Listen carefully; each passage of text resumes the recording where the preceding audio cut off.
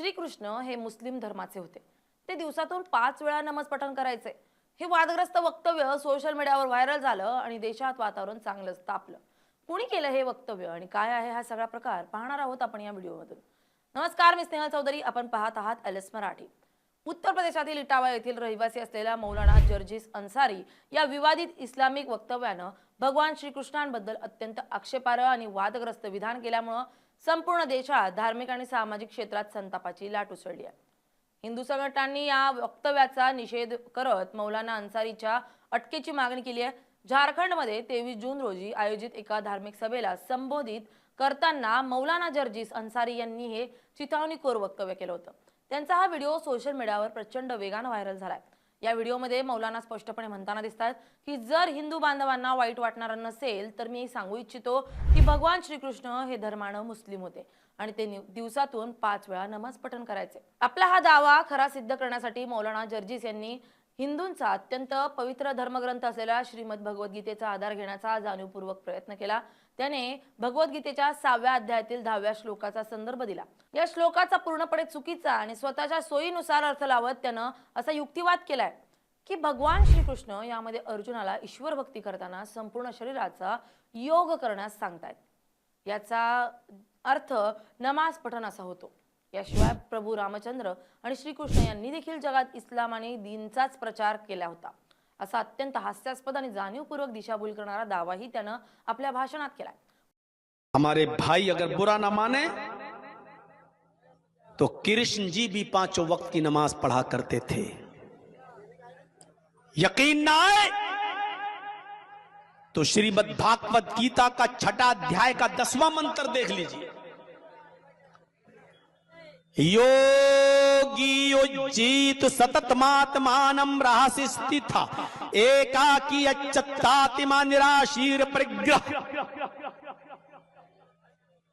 जिसमें कृष्ण जी अर्जुन से कह रहे हैं कि हाय अर्जुन, ईश्वर की जब पूजा करो तो पूरे शरीर का योग करो। योगी यूपी वाला नहीं,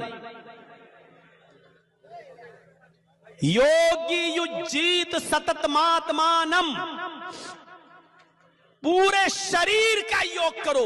यानी पूजा सिर्फ खड़े होकर नहीं, पूरे शरीर के साथ होनी चाहिए और पूरे शरीर का योग होना चाहिए। आज हिंदू धर्म में चले जाइए, सिर्फ ऐसे हाथ उठाएंगे, ओम नमः शिवाय, बस हो गई पूजा।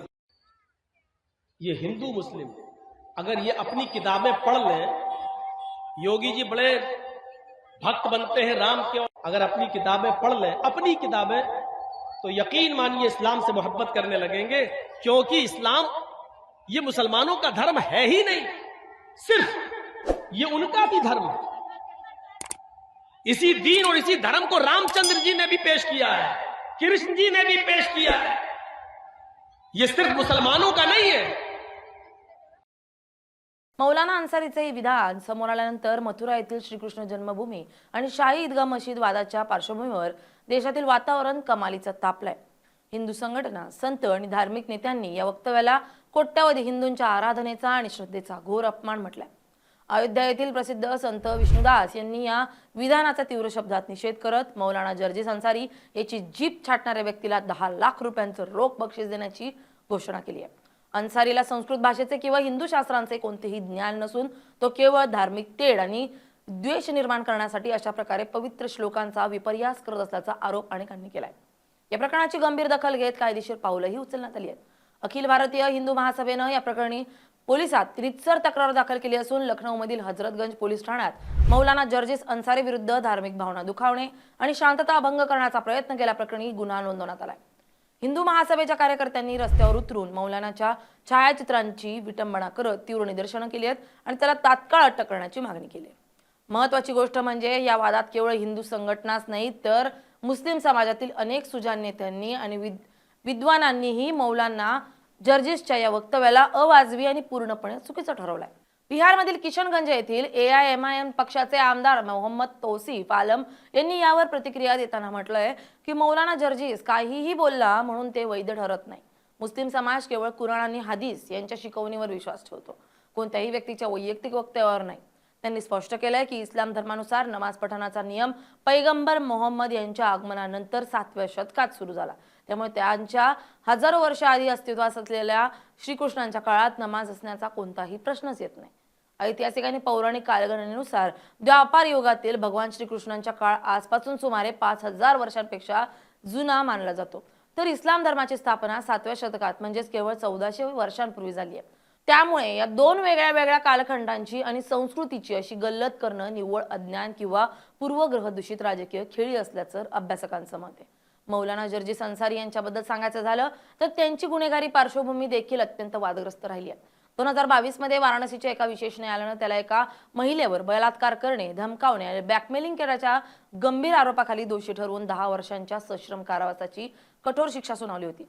सध्या सोशल मीडियावर या वक्तव्यावरून मोठा वैचारिक संघर्ष सुरू असून प्रशासनानं नागरिकांना शांतता राखण्याचे आणि कोणत्याही अफवांवर विश्वास न ठेवण्याचे आवाहन केले. पोलीस आता या प्रकरणी पुढील तपास करत असून चिथावणीखोर भाषण करणाऱ्या मौलानावर कडक कारवाई होण्याची शक्यता वर्तवली जाते. Bureau report LS Marathi.